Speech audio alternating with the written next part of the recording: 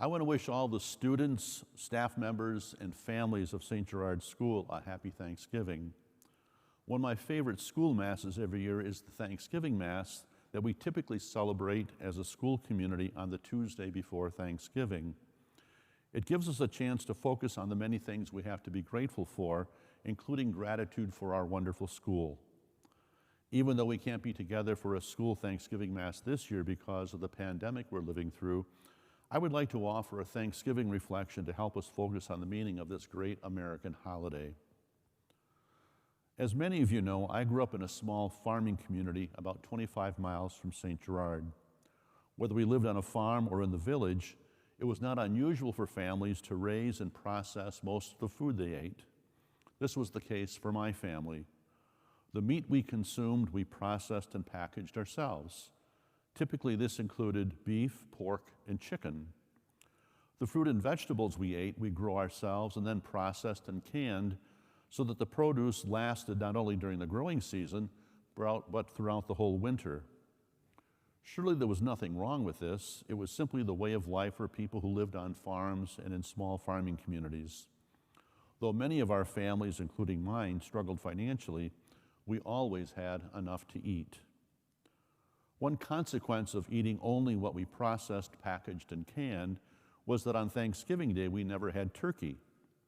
If we didn't raise it and process it, we didn't eat it. My family did not raise turkeys. As a child in elementary school, I went through a period of time when I felt deprived because our family had chicken, not turkey, for Thanksgiving dinner. I saw the television commercials advertising turkey and making it clear that you couldn't have a real and true Thanksgiving without turkey. I also had many classmates who had turkey for Thanksgiving dinner. My parents could not have afforded to buy a turkey. That's why we didn't have one. However, we still had a lavish feast every Thanksgiving, eating delicious food, including chicken, that we had raised and processed ourselves.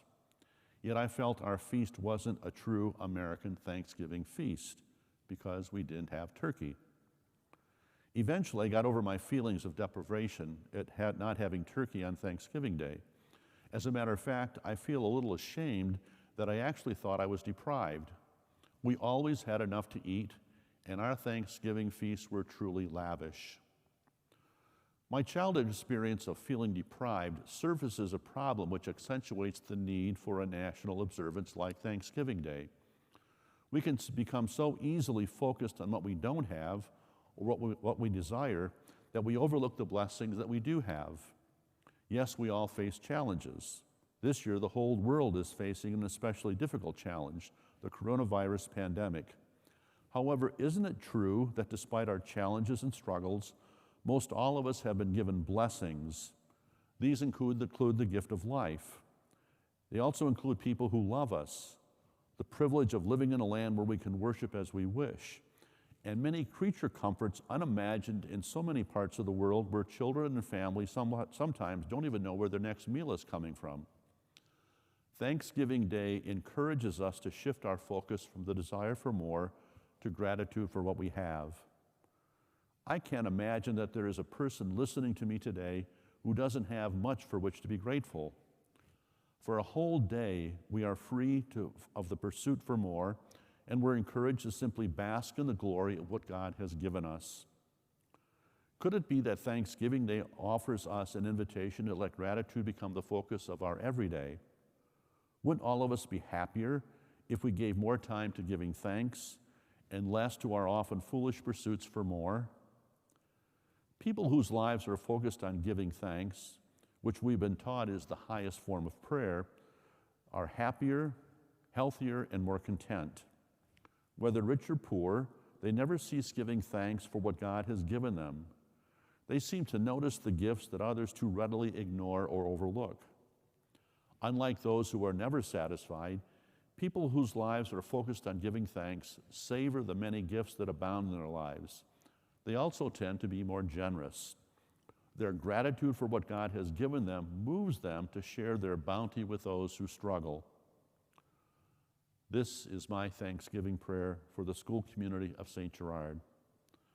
I pray that as you and I savor and give thanks for God's many blessings to us and our loved ones, that we may accept the invitation to make our gratitude grow into a way of living and praying every single day of the year. It's a true blessing that our nation gives over a whole day to gratitude. Let's choose to lead the way in making what we do today truly a way of life. Thank you, and happy Thanksgiving to all.